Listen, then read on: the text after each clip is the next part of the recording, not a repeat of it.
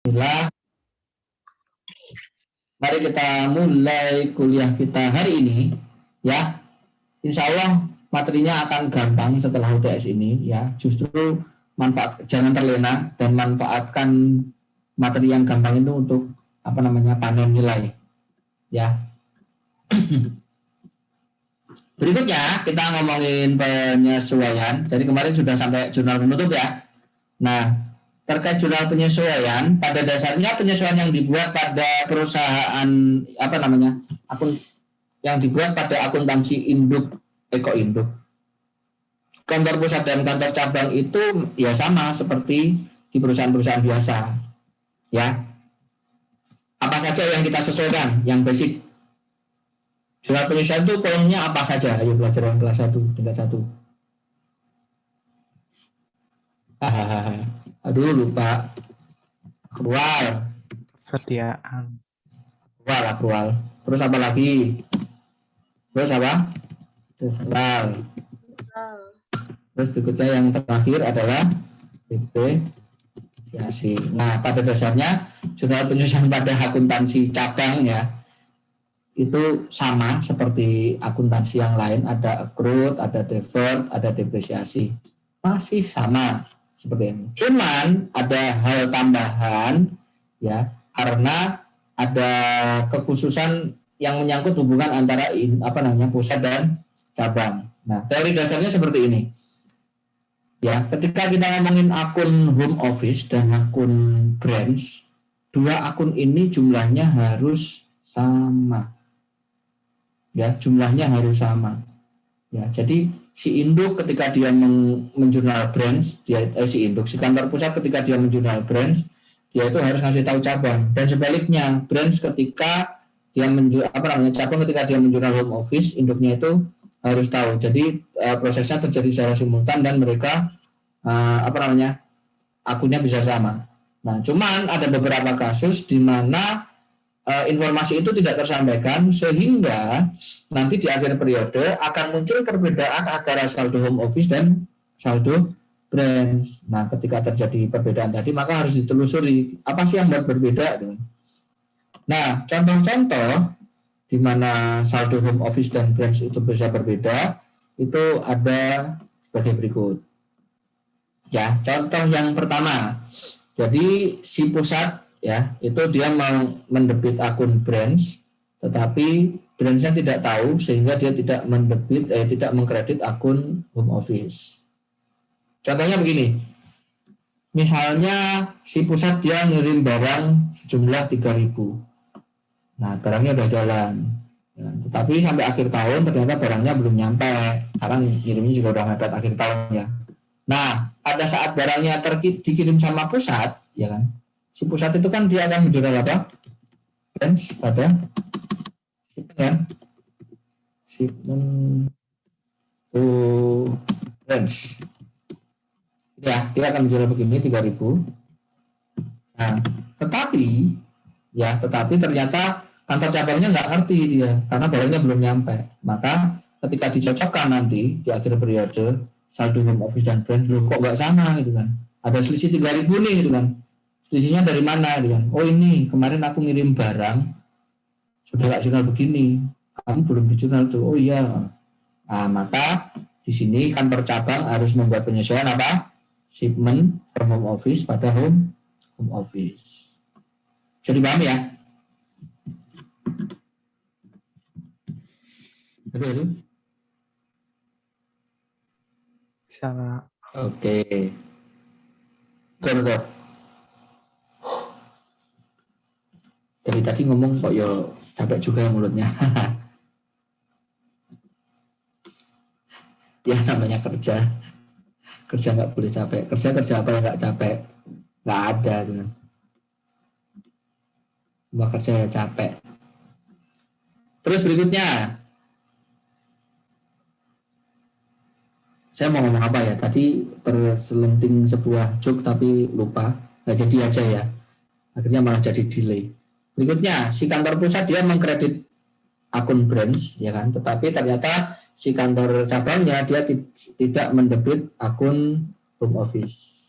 Contoh misalnya, Contoh misalnya, dulu si cabang itu dia menjual ke pelanggan, maka dia akan menjual apa? Account receivable 750. Terus berikutnya kreditnya apa? Sales 750. Nah, sudah nih, dia menjual seperti biasa. Nah, suatu saat pelanggannya itu ternyata melunasi ke kantor pusatnya. Boleh nggak? Boleh, orang mau bayar masa nggak boleh gitu kan?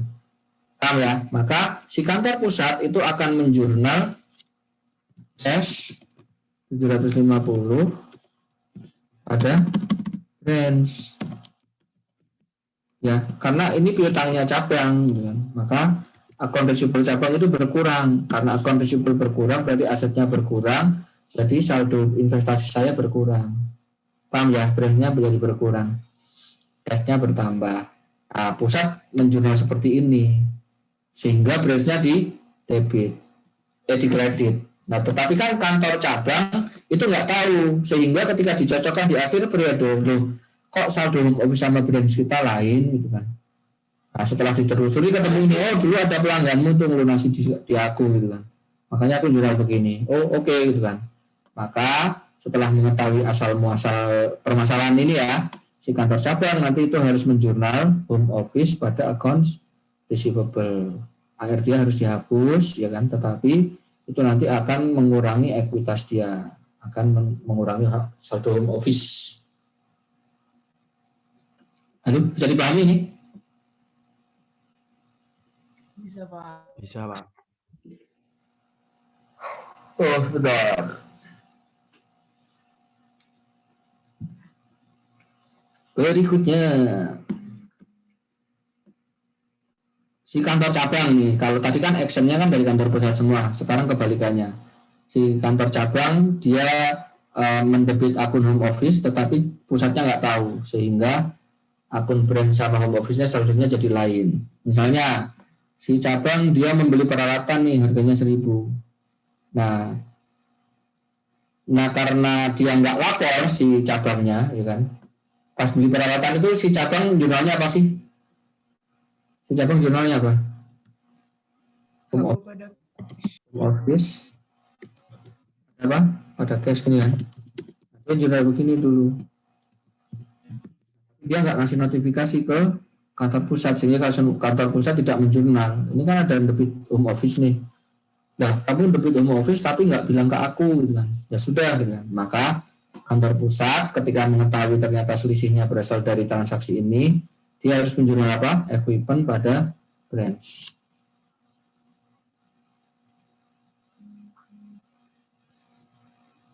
Oke, bisa dipahami? ya, Pak. Oke, ini yang nomor 4 nggak ada contohnya. Nah, sudah berarti semua akuntansi yang basic terkait hubungan pusat dan cabang. Ya, jurnal penyesuaiannya ada contohnya ada 3. Terus berikutnya ini adalah contoh satu siklus lengkap ya, satu siklus lengkap. Nah, nanti akan di jurnal. Terus berikutnya ini jurnal yang terakhir adalah jurnal penutupnya. Ya, sudah mulai dapat bayangan nggak mengenai akuntansi pusat dan cabang? Ya, yang beda kan cuma itu aja kan, hubungan ketika terjadi transaksi antara induk dan induk, antara kantor pusat dan kantor cabang. Ya, selebihnya dia akan seperti biasa.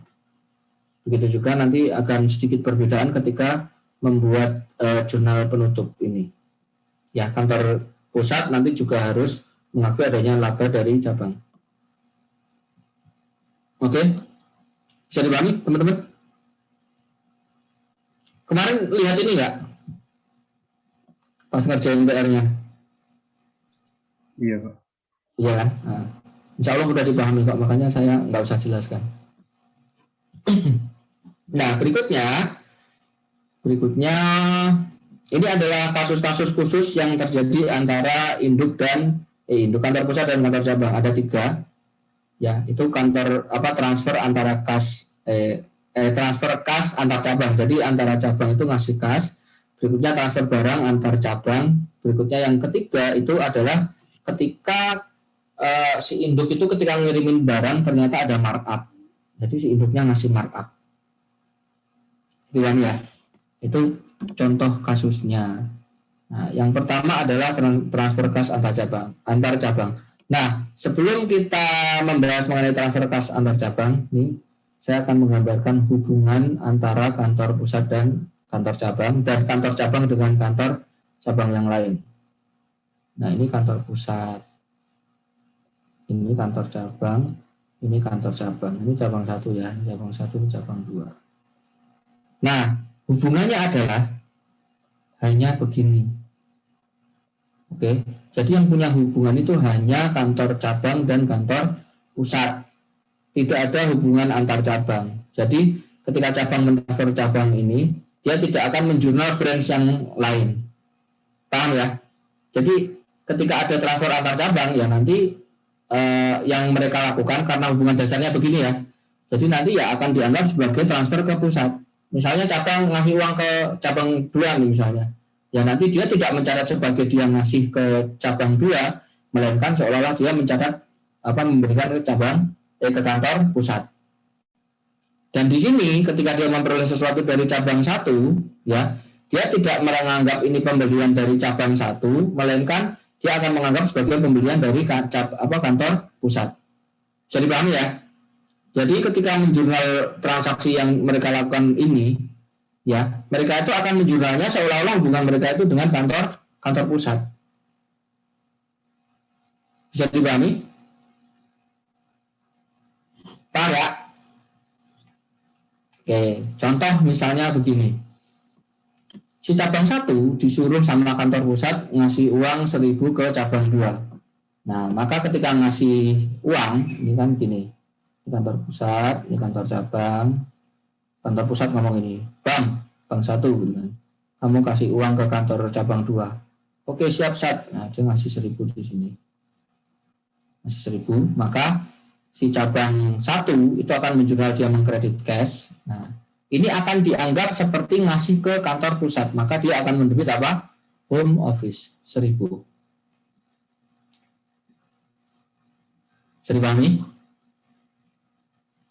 Saya. Nah, berikutnya kantor cabang 2, dia kan menerima cash nih, dia akan menjurnal cashnya akan menerima 1.000. Tetapi pembelian ini juga akan dianggap seolah-olah pembelian dari kantor pusat. Maka dia akan menjurnal cash di debit, kreditnya apa? Home office. Oke, bisa dipahami? Nah, ada jurnal home office nih. Home office. Dia menjurnal home office, ini menjurnal home office. Maka kantor pusat harus bereaksi. Loh, cabang saya menjurnal home office, saya berarti harus menjurnal cabang. Paham ya? Kantor cabang 1, home office-nya di jurnal apa? Debit. Paham ya? Maka kantor pusat akan mengkredit branch 1. 1.000. Oke. Kantor cabang 2, dia menjurnal home office 1.000 dikredit, maka kantor pusat akan menjurnal branch 2 di debit. Oke, bisa dipahami? Paham ya? Atau logiknya begini kalau menggunakan logika yang lain. Ini kan cash di kantor cabang 1 berkurang nih, berarti asetnya berkurang ya. Nah, karena asetnya berkurang, maka ekuitas dia juga investasi saya di cabang 1 juga berkurang. Maka saya menjurnal branch 1 di kredit. Dan sebaliknya, di cabang 2 cashnya bertambah nih. Berarti saldo investasi saya bertambah. Maka kantor pusat akan menjurnal branch 2 di debit. Oke, bisa dipahami? Ini gambarnya aneh, nggak usah dipikir yang aneh-aneh ya. Nggak sengaja. Oke, berikutnya transfer antar barang, transfer barang.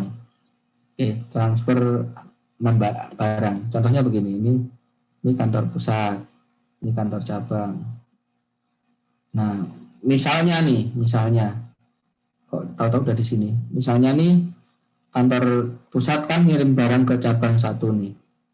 Ya, dia ngirim barang ke cabang 1. Maka misalnya dia ngirim barang nilainya 1.000. Maka jurnalnya apa? Lalu kantor pusat jurnalnya apa? Branch 1, ya kan? Branch 1 pada cash. Shipment. Barang ngirim barang. Shipment to Itu branch. inventory, ya, shipment to branch. Nah, kita ngirim inventory. Kan yang cash sudah, yang cash selesai ya. Berarti kita sekarang membahas yang masih inventory. Maka nanti kita akan jurnal shipment to branch. Ini ya. Kita misalnya nilainya 1000. Nilainya 1000. Jadi paham ya? Nah, maka nanti kantor cabang 1 dia akan menjurnal apa? Shipment from Home office pada shipment From home office. home office. Apa? Office 1000. Ini ya. Oke, nah terus kemudian dia nyuruh kantor cabang 1. Bang 1 itu kan. Barang yang kemarin tak kirim, kasihlah ke cabang 2. Oke, maka dia mengirim. Ya, maka dia mengirim. Maka si cabang 1 ini ketika dia menerima kiriman dari kantor mengirimkan barang dari kantor pusat, jurnalnya apa? Jurnalnya tinggal dibalik. Paham ya? Dia akan menjurnal apa? Home office pada Shipment from home office. shipment from home office. Tinggal dibalik aja 1000. Saya nggak jadi dapat kiriman ya dari kamu ya, karena barangnya buat cabang 2. Kurang lebih bahasanya itu seperti itu. Oke, maka si cabang 2 nanti dia akan menjurnal, ya dia akan menjurnal seolah-olah dia menerima barangnya dari cabang dari kantor pusat. Paham ya? Berarti dia akan menjurnal apa? Shipment from office pada home office 1000. Dia akan menjurnal begini. Bisa dipahami? Terus kantor pusatnya jurnalnya apa? Ya ini kan ada home office di jurnal di sini. Paham ya?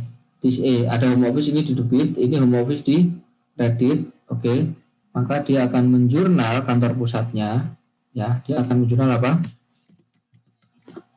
Yang mengkredit home office branch 1 apa 2? Branch 2 ya. Berarti yang di debit branch 2 1000. Terus berikutnya dia akan mendebit apa? Branch 1.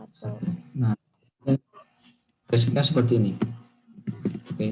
Bisa dipahami ya? Bisa, Pak. Oke, ini transaksi yang bisa. Nah, alurnya seperti itu. Ketika dia ngirim barang, ya cabangnya ngirim ke cabang yang lain, maka yang ngirim barang ya ini seolah-olah jurnal awalnya itu dibalik aja. Kamu berarti saya anggap tidak jadi ngirim barang ke saya. Paham ya? Jadi paham ya?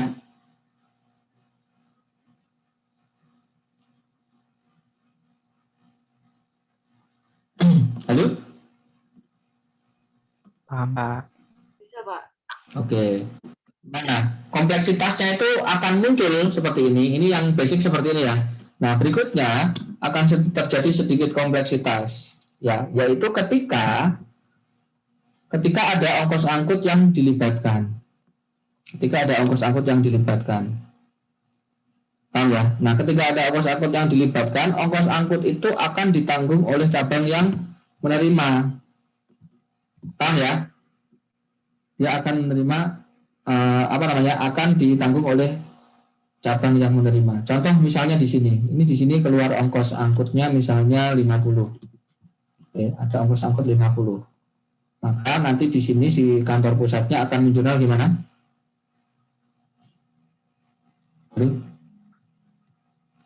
Ini kantor cabang ya, kantor pusat dulu ya. Kantor pusat nanti dia akan bayar uang 50 kan ke itu, maka dia akan menjurnal cash. Dia bayarin uang 50 dulu untuk ongkos angkut ya, dia akan menjurnal cash 50. Nah, dia akan menjurnal cash 50, maka saldo branch-nya tidak jadi 1000, melainkan berapa? 1050. Aku bayarin ongkos angkut ya. Nah, ini kantor pusat bayarin ongkos angkut nih. Bisa dipahami? Nah, maka setelah ada ongkos angkut ini, si kantor pusat itu akan ngomong, saya ngirim barang kemarin 1000 ya. Itu ada ongkos angkutnya 50. Oke. maka si kantor cabang itu jurnalnya akan ditambahi dengan apa? Beban ongkos angkut. Apa namanya? Rate in. Berapa? 50. Ya, jurnal dia habis ini, ya kan? Terus kantor pusat akan menjurnal ini ya. Kantor cabang akan menjurnal ini. Maka home office juga akan dijurnal berapa? 1.550. Oke, bisa dipahami? Bisa, Pak. Oke. Nah, muncul kompleksitas lain nih. Ternyata si kantor pusat ngomong lagi, Bang, kirim lagi ke sini dong, ke kantor cabang 2 gitu kan. Oke. Nah, ternyata di sini keluar ongkos misalnya 40. Keluar ongkos 40. Oke, jadi paham ya? Si kantor cabang ini ngirimnya keluar ongkos 40. Maka si kantor cabang akan dijurnal seperti ini. Tapi kan dia bayarin kan. Bayarin itu berarti keluar cash. Cash berapa? 40 kan? 40. Nah, maka home office akan dijurnal berapa? 10, 40. Jadi dia kayak bayarin biayanya ini untuk home office. Paham ya? Paham nggak logiknya? Aduh. Jurnal yang kedua ini paham ya logikanya? Oke. Maka ketika menerima kiriman ini, si kantor cabang 2, ya kan, dia akan menjurnal berapa? Shipment from home office 1.000, ya kan, ditambah rate in-nya ada berapa? Berarti ini jadi ada berapa? 40. Ya kan? 90. Maka akun home office yang dia jurnal ada berapa? 90. Nah, seperti ini. 90. Sementara kantor pusat nanti akan menjurnal begini, brand 1 ke brand 2. Sudah? Ada lagi nggak?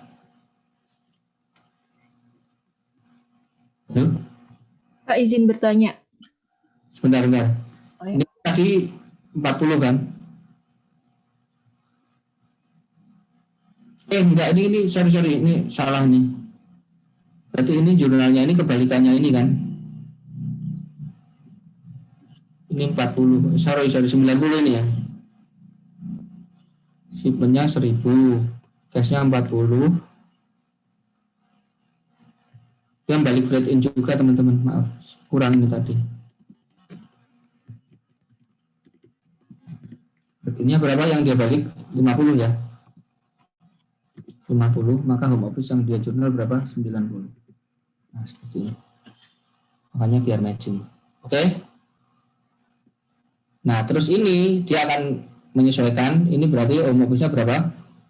190. 90. Oke?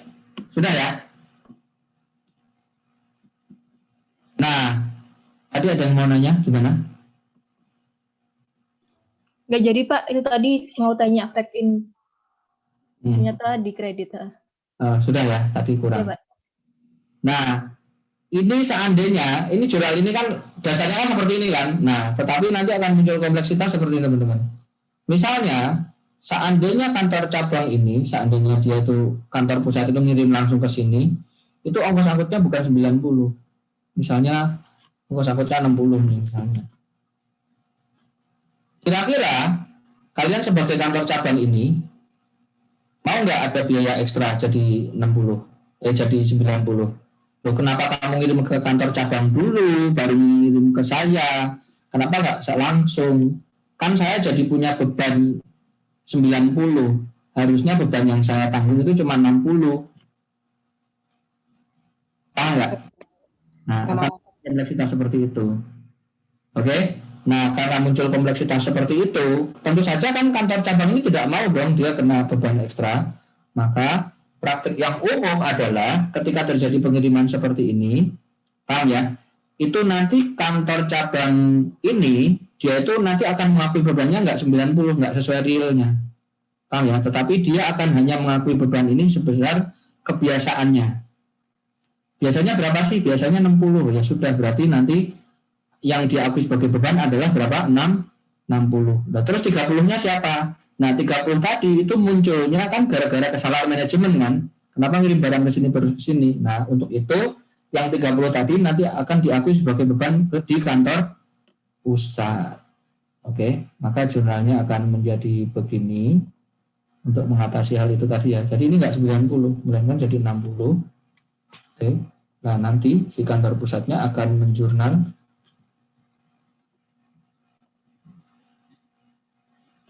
jurnalnya apa? Saya lupa nggak jurnal shipment ya ini ya.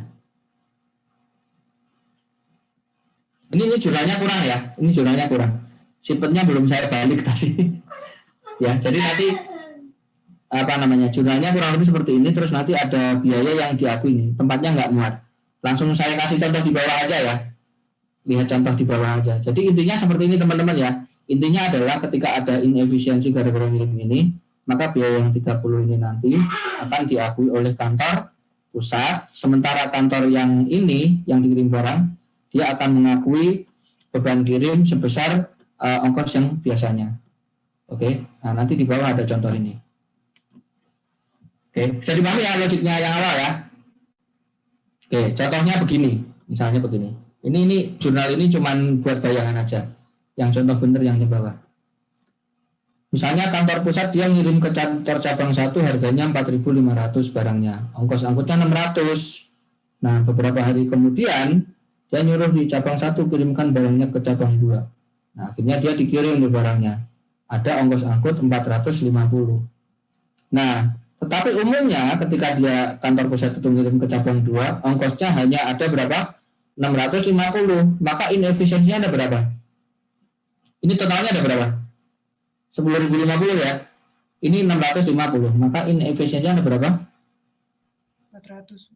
Ada. 450. Oke, maka jurnalnya seperti ini.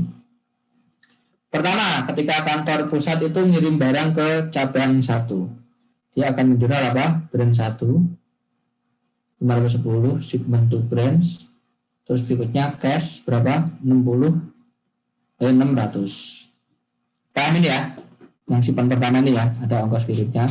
Nah, terus ketika menerima kiriman, kantor cabang itu akan menjurnal cabang 1, shipment from home office 4.500, freight in 600, sama home office 5.100. Oke?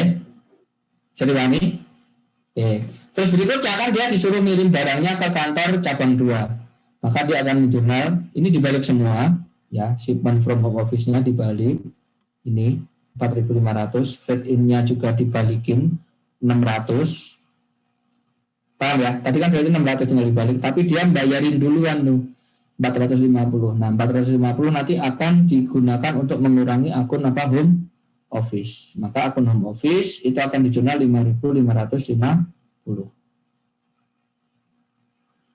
Oke, bisa dipahami ya? Nah, maka kantor cabang 2 dia akan menjurnal seperti biasa, seolah-olah tidak terjadi apa-apa. Ya, dia hanya akan menjurnal shipment 4.500, freight in sebesar nilai yang wajar 650, ya kan? Terus berikutnya home office 5.150. Nah, ini dia seperti ini.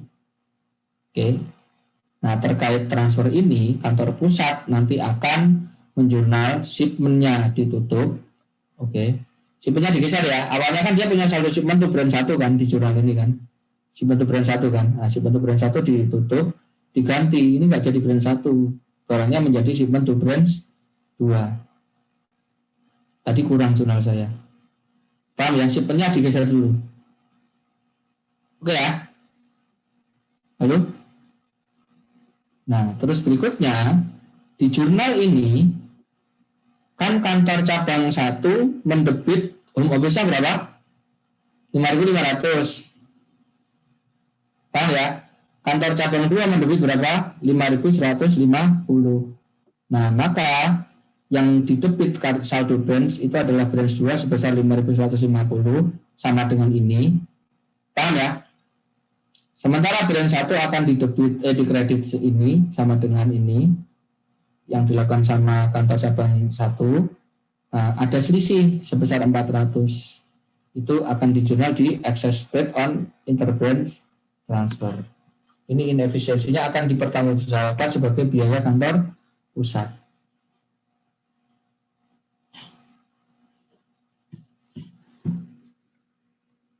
Paham ya? Logik sama alurnya ya, alur surannya ya. Ini nggak runtut di sini, nggak urut waktu, makanya harus melihat penjelasan. Oke, ada yang ditanyakan?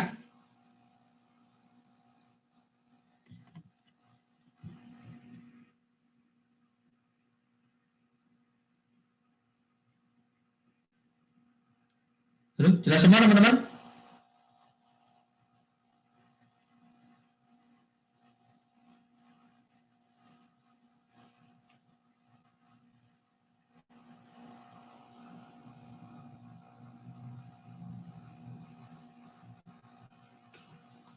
Halo teman-teman. Lanjut ya. Jelas. Ya. Lanjut, Pak. Lanjut. Nah, ini yang terakhir adalah apabila ada markup yang dilakukan oleh kantor cabang. Ya, jadi misalnya begini. Tadi kan ini ngirim barang kan harganya diakui harganya 1.000 nih misalnya. Mana-mana.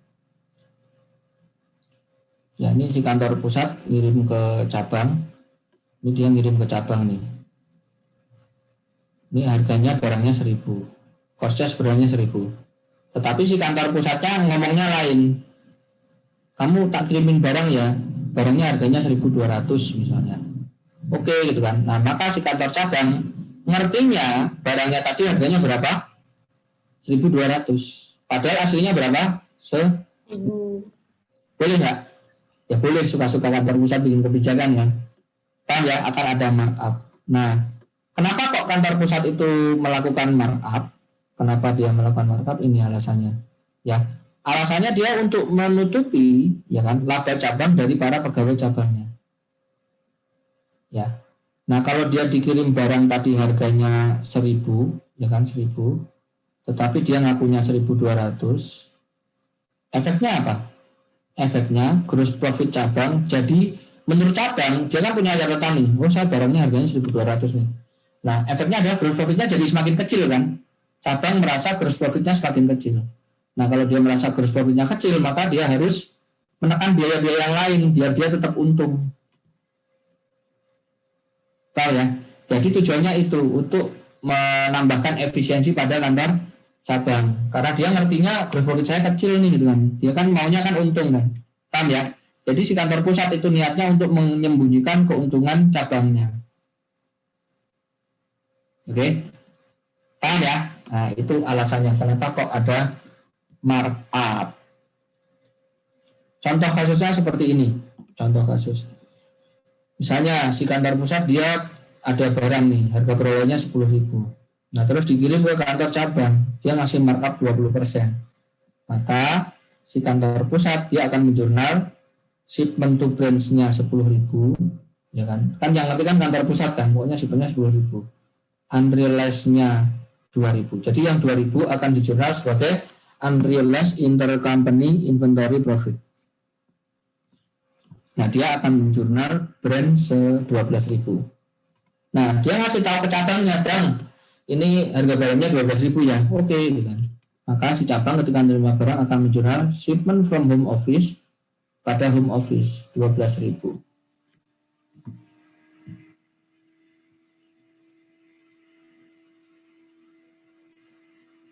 Oke. Jadi pahami? Nah, berikutnya ketika akhir periode si cabang ini menjual gitu kan. Barang yang terjual harganya 3.600 dari 12.000 ya. Dari 12.000 3.600, sementara yang belum terjual menurut cabang ada berapa? 8.400. Jadi yang terjual berapa persen ini? Ini dibagi itu berapa persen? 36 dari 12 itu berapa? 30%. 30% ya. Jadi 30%-nya itu yang terjual. Nah, 30%. Maka ketika si cabang bikin laporan, pusat, ya, itu barangku yang terjual 3.600 ya. Oke, nah si pusat itu dia menghitung bayangannya. Sebenarnya nilai barangmu bukan 3.600, melainkan berapa? 3.000. Nah, inventorinya menurut kantor cabang 8.400, si kantor pusat membuat hitungan. Sebenarnya inventorimu bukan 8.400, tapi berapa? 7.000. Nyarinya dari mana? Tadi kan ada markup 100, ada markup 20% kan? Jadi 3.600 itu berapa persen? 120%. Karena ada markup dulu. Maka nanti tinggal dibagi 1,2 akan ketemu berapa? 3.000. Begitu pula ini kalau dibagi 1,2 akan ketemu berapa? 7.000. Jadi paham ya? Halo? Nah, maka nanti si cabang itu misalnya dia ngelaporin labanya ada 5.000. Labaku sekarang 5.000 nih Sat. Nah, dia total net income-nya 5.000. Maka nanti ketika si kantor pusat itu dia membuat rekap sebenarnya cabang ini untungnya berapa sih? Nah, 5.000 ini nanti akan ditambah dengan laba yang sudah realize. Jadi laba kantor cabang nanti nggak cuma 5.000, tetapi ditambahkan dengan yang realize. Berapakah jumlah yang realize? Yang realize adalah tadi sudah terjual berapa persen? 30%. Maka dari ini 2.000 yang realize ada berapa? 600 dikalikan 30%. Paham ya? Jadi nanti laba kantor cabang itu artinya 5.000, tetapi di catatan pusat laba dia itu akan ditambah 600 menjadi berapa? 5.600. Bisa dipahami alurnya? Atau cara yang lain mencarinya seperti ini. Kita lihat barang yang terjual. Menurut cabang ada berapa? 3.600. Menurut pusat berapa? 3.000. Nah, selisihnya ini 600. Itulah yang realize. Paham ya? Ada dua cara berarti mencari yang realize.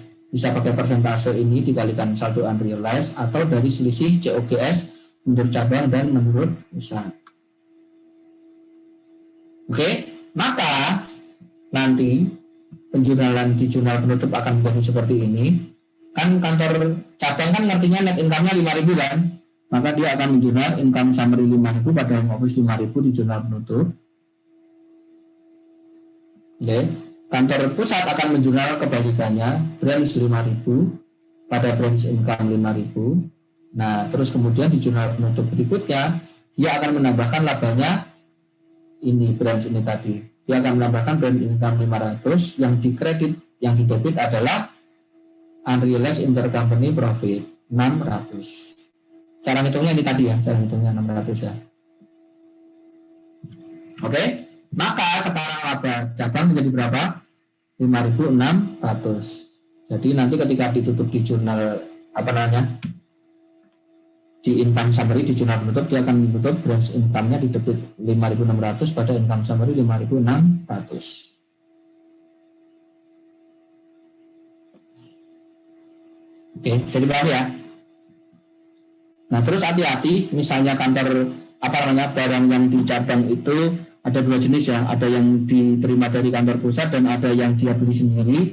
Maka ngitungnya ini hanya khusus yang dari transfer dari kantor pusat. Dia harus milah benar-benar berapa persen sih yang terjual barang yang berasal dari kantor pusat, seperti itu. Harus dipisah, hati-hati. Oke? Terus? Nah, kompleksitas berikutnya muncul ketika kita menggabungkan laporan keuangan, ketika terjadi seperti ini. Ya, ketika menggabungkan akan menjadi sedikit kompleks. Nah, contohnya seperti ini. Misalnya, kembali lagi ke sini aja. Ke sini aja ya. Nah, ini misalnya di kasus ini, si kantor cabang itu kan nanti di neraca dia akan punya inventory saldonya berapa? 8.400. Paham ya? Aslinya berapa? Menurut pusat aslinya 7.000. Paham ya? Maka nanti ketika menggabungkan saldo ini nanti harus disesuaikan ya.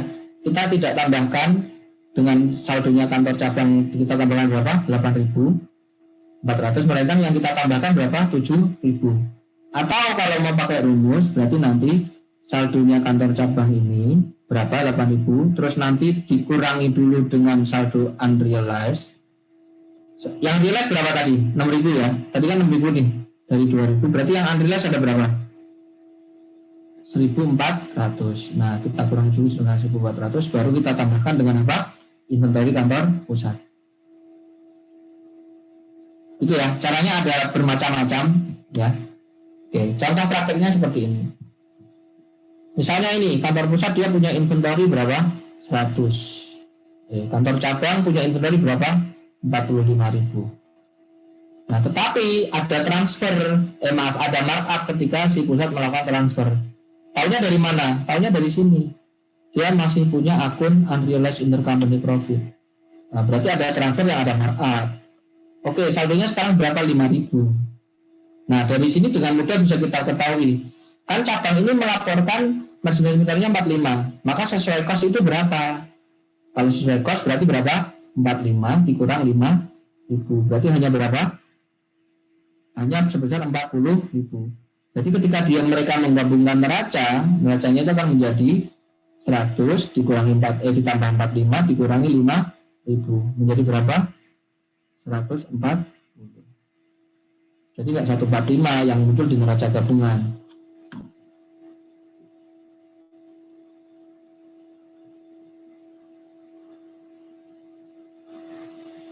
Oke, masih double ya, nggak serumit kalau hedging itu kan. Ini memahami transaksinya aja nggak paham itu. Tapi jauh lebih gampang. Mana yang semester depan kan udah lulus ya. Mana yang minggu depan itu kita cuma belajar partnership ya, pembubaran itu gampang banget. Jauh lebih gampang. Ya ini kesempatan panen nilai ya, kesempatan. Oke, ada yang mau ditanyakan?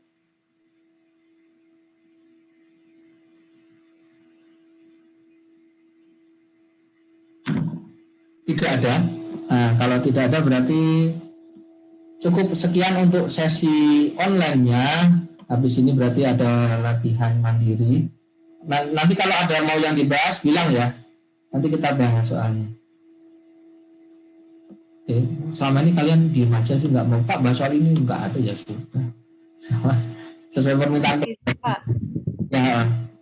bahas yang soal kemarin Pak yang dibuat PR Pak. Oke, yang dibuat Yang nomor 6 Pak. soal nomor 6. Ya. Saya sudah siap loh, ini sudah ada tuh.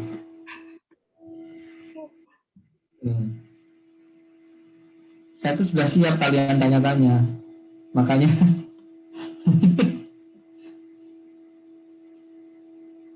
oke ya. Sudah tak sniping dulu.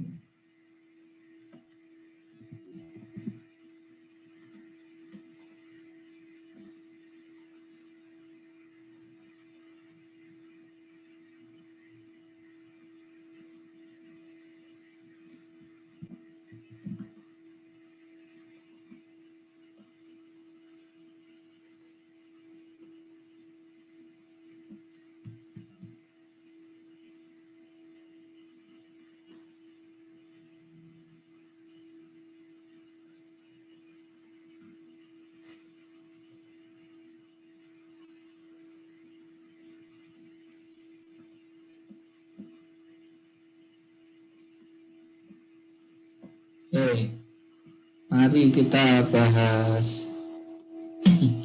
Ini si Samore, ya dia menagih satu-satunya cabang. Jadi cabang dia cuma satu untuk mengirim barang dengan kenaikan 30%. Jadi dia ngasih markup 30% ya. Nah, cabang menjual barang dagangannya dengan ngasih markup lagi 10%.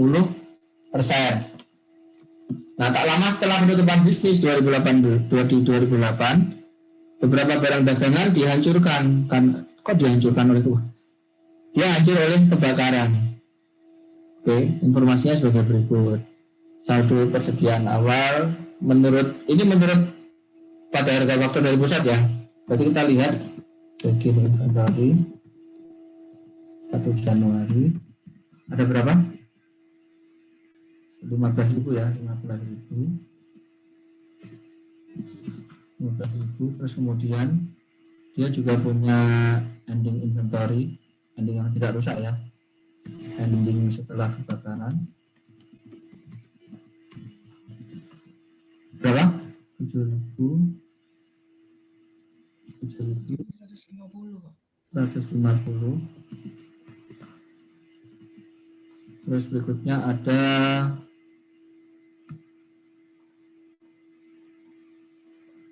ini, terus ditambah shipment ya, ada shipment. 15.600, Pak. Kita tunggu sebentar ya, ada.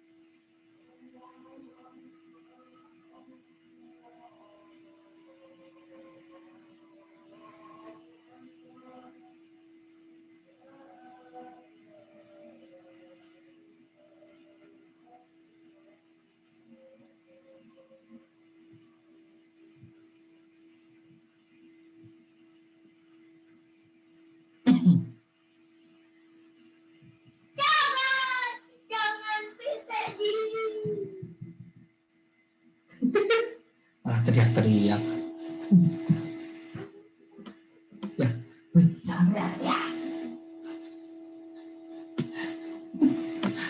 Oke, simpennya ada berapa tadi? Simpennya ada 71 ya, 500. Oke, inventory begininya 15, terus shipmentnya ada 71500 deh. 500. Oke. Ini semuanya harganya pakai markup ya. Berarti berapa persen? 130%. Ya, ini sama ini 130% semua ya. Ini juga 130%. Maka cost of merchandise available for sale-nya jadi ada berapa? Maaf Pak, bukan 10% ya Pak markup-nya. Bukan, ini bukan dari harga jualnya si itu ya. Bukan, hati-hati, ini bukan harga jual. Data ini adalah dari kantor pusat. Begini inventory 15, ini menurut apa? Dari harga faktor dari pusat 15.600 ini jadi berapa persen? Sudah ditambah 30% belum? Sudah kan? Nah, begitu juga kalau ada shipment, itu kan faktornya faktor dari pusat kan? Iya. Oke, ini faktornya juga dari pusat. Oke. Berarti yang 110 yang sales-nya Pak. Oke.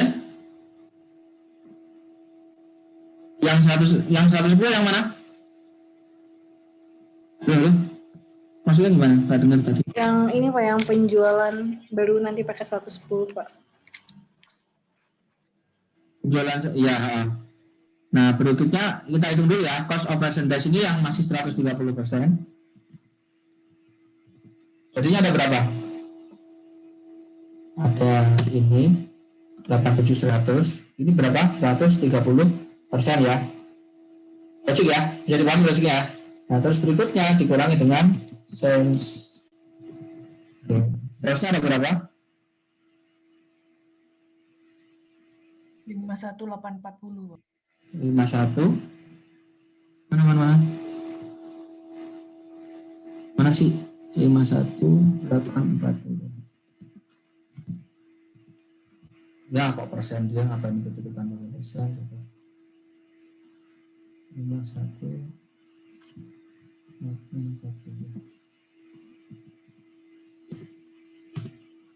51.840. Di sini dia sudah kena markup 10% ya, ini berarti salesnya ya. Berarti kalau kita mau bawakan ke 10%, berarti nanti dia akan benar-benar sales terus bukan ada retur, ada sales allowance, price adjustment-nya 300. Oke, salesnya berarti ini yang gross ya teman-teman ya. Lalu ini yang gross. Berarti kalau kita bawa ke sini, ya salesnya berarti nanti COGS-nya ada berapa gitu ya. Berarti COGS-nya ada berapa? Sama dengan ini dibagi dengan berapa? 110%. Ya, 1,1. Ya, 1,1.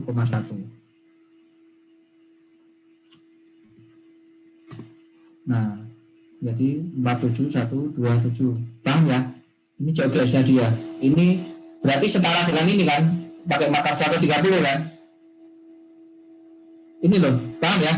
Jadi 130 dikalikan 10% lagi. Oke. Berikutnya nanti ini juga akan dikurangi dengan, ini nggak relevan ini ya. Oh, retur. Terus ditambah lagi dengan retur.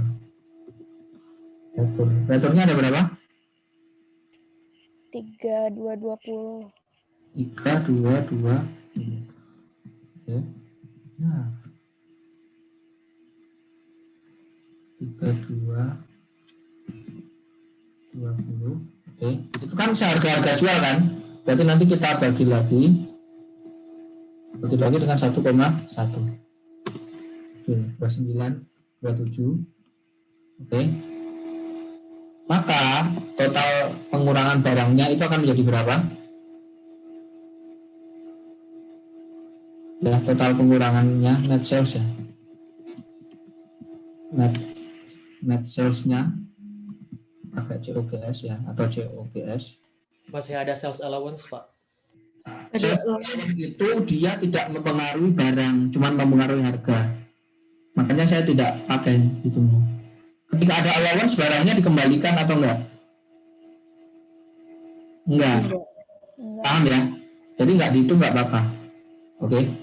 Maka barangnya nanti akan menjadi berapa? COGS-nya.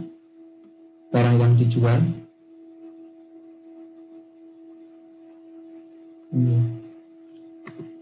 Nah, menjadi 44.120. Jadi dijual sekian, 47 dibalikin 2000.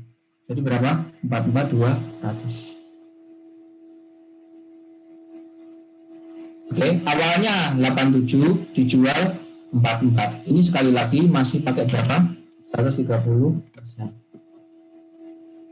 Oke, paham ya? 44.200, maka nanti akan ketemu merchandise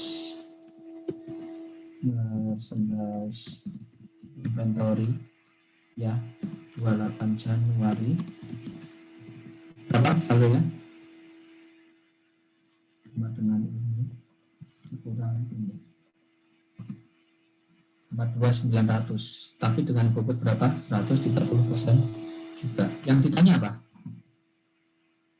Yang ditanya, ini kertas kerjanya kan nggak begini kan, coret-coret ini kertas kerja. Oke. Nah, terus kita cari yang hilang berapa. Ini kita perhatikan endingnya ini 7.000 berapa ini? 150 itu adalah harga jualnya. Mana. Endingnya mana sih? Saldo persediaan 28 barang yang ini dengan harga jual ya. Nah, berarti nanti harus kita bagi lagi. Ya, ini kita bagi lagi 1,1. Nah, maka kalau pakai yang 130% harganya sekian. Jadi menurut kantor cabang, ya, ending inventory-nya ada 6.500, ya kan? Sebelum kebakaran ada berapa? 42.900. Oke. Maka loss-nya itu akan menjadi berapa? Loss on fire. Itu menjadi berapa? Ini Dikurang 6.500.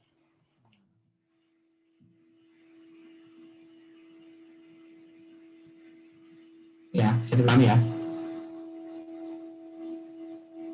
Maka dia akan menjurnal ini loss on fire. Yang dikredit adalah apa? Merchandise inventory 36.400. Udah gitu doang. Jurnal yang lain nggak kantor cabang? Udah itu aja. Terus kantor pusat nggak jurnal Pak? Nah, apakah transaksi kebakaran ini melibatkan kantor pusat? Enggak kan? Tidak. Hanya terjadi di cabang ya, berarti jurnal hanya dilakukan di cabang. Pusat nanti hanya jurnal ketika jurnal penutup. Ya udah selesai. Wala gitu doang. Izin Pak, berarti jurnal di cabangnya gimana Pak? Ini kan sudah saya dikte dulu. Loss on fire misalnya. Ada yang kreditnya apa? Merchandise inventory. Nanti jadi beginning inventory-nya menjadi saldonya beda. Ini doang. Oke, terima kasih Pak. Berarti nggak ngaruh di brand sama HO-nya ya Pak? Ya karena transaksi hanya terjadi di kantor cabang. Nah, tidak mempengaruhi transfer ke kantor pusat atau apa gitu. Ya, saya lempar ke WhatsApp. Izin bertanya Pak. Ya silakan. Emang nggak mempengaruhi unrealized ya Pak? Unrealized yang jurnal siapa? Kantor pusat, tapi kan berarti jadi nggak bisa realize Pak. Ya, diminta nggak? Oh? Diminta nggak? Lihat pertanyaan Pak, mempersiapkan jurnal untuk cabang.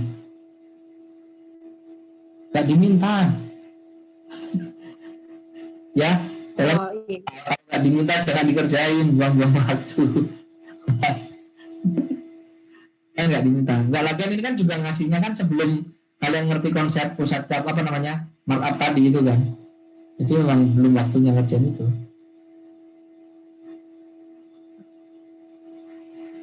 Oke?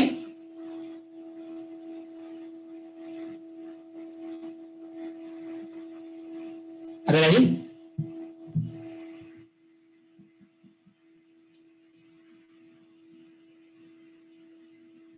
Ya, ngaruh di realize nggak? Ya ngaruh. Nanti tinggal dilihat ending inventory-nya berapa kayak tadi ya. Ending inventory-nya berapa, berarti yang nggak jadi ending itu akan menjadi loss dan COGS. Ya udah, yang loss tadi jadi diakui. Cuman kan ngakuinya nggak sekarang, kapan? Pada saat jurnal penutup. Ya sama kayak tadi, jurnalnya masih sama persis untuk realize-nya.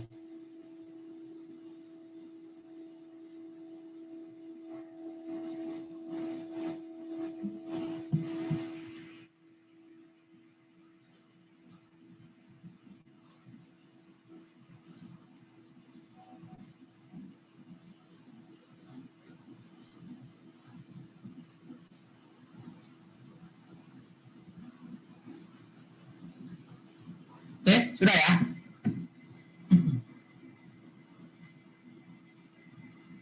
Permisi Pak, begini inventory satu ini, oh udah. Dan saya benerin ya tadi ya, telat bacanya. Oh ya, jawabannya sudah tak lempar gitu ya.